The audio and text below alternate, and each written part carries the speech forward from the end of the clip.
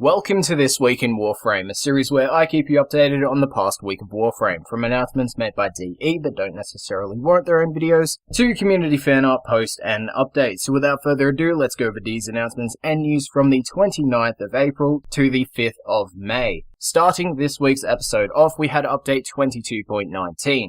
This update brought the 12th round of Tennogen into the game, including the Chroma Thyra skin, Chroma Grax, Loki Aburus, Mag Pharaoh, Mesa Marlet, Nyx Aurelia, Rhino Scarab, Volt Fulgursa, the Garo Silica Helmet, the Axura Syndana, Despot Syndana, Du Volpi Syndana, Mithra Syndana, Mashuzu Syndana, Sovereign Syndana, and the Lympharis Polearm skin.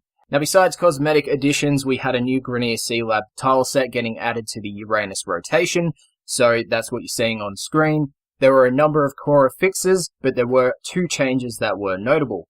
Korra's Whipclaw animation was updated to better reflect aim, and operators can no longer be healed by Venari's heal ability. As for the Sanctuary Onslaught changes and fixes, they remove couriers from the tile sets, and Sahasha Kubrows no longer dig up resources. They also fixed host migration issues, so hopefully that fixes up the bullshit that has been occurring since launch. Now, as for changes, a buff icon now appears for the Toxic Lash ability on Saren. The Zor Strikes, Safam, Ravi, Dokram, and the handles Korb and Shittung will now have a chance to be in Hock's daily specials. Ash can no longer teleport to cameras and turrets.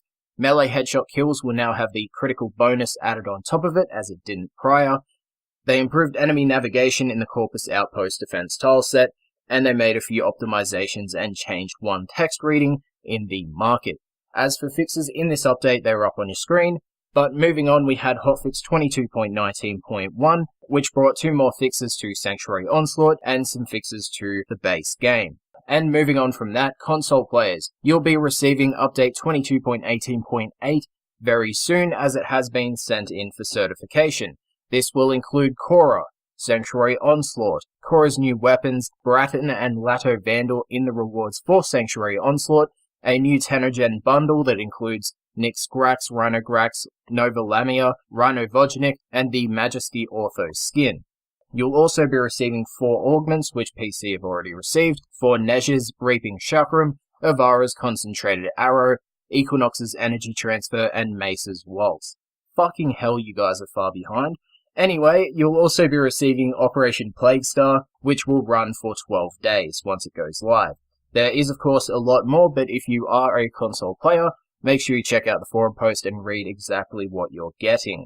Now, moving on, we're going into Twitter. I'll just be playing a little clip of what we're talking about now, and that is a preview of upcoming music coming to Warframe, hopefully with either the Sacrifice or whatever update we get. But anyway, this is a preview of the music that we'll be getting soon.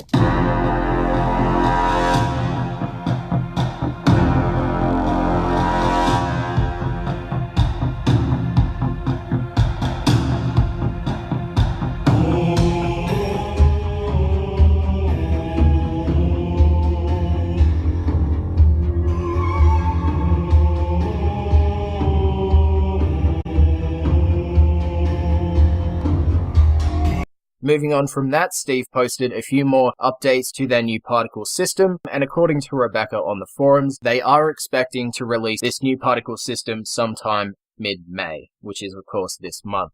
Anyway, what you're seeing on screen is what he posted, a few little loops of what the particle system will be able to do, and even, rebound from explosions that are nearby. And moving on from that, we had one tweet from Scott just confirming that the login reward changes are still in the works. Anyway, moving on, we have a new contest for players, and that is Tenno Tunes Volume 3. Basically, make your own songs using some of the Warframe audio provided or in the game itself, and do what you will, and you can win some Platinum or the current Prime Access pack.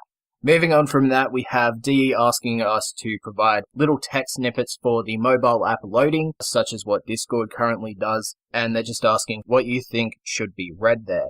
Anyway, I'll leave the links to both of those and everything else that I talk about in the description. There's also a Tennogen Round 12 Captura and Fashion Frame post where you can post Captura shots of your current Tennogen Round 12 setups, and you can post that there.